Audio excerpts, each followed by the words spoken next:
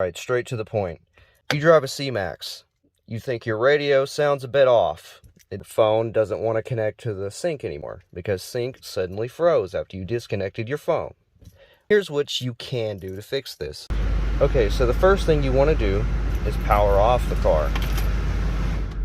Important note, sync and the radio will not turn off until you open your door. Your Ford probably blew a fuse. It doesn't have to be blown on the inside for it to be blown.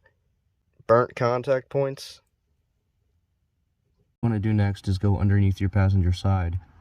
I've marked exactly which fuses you need to change. This 15 here and this 7.5 here. You can go through your manual and locate it through there. There's also numbers going up the sides to let you know which one you're going into. But these are the two you want to focus on. Do not pull the fuse until the car has been completely powered off and you've opened your door. When you start up, you should already connect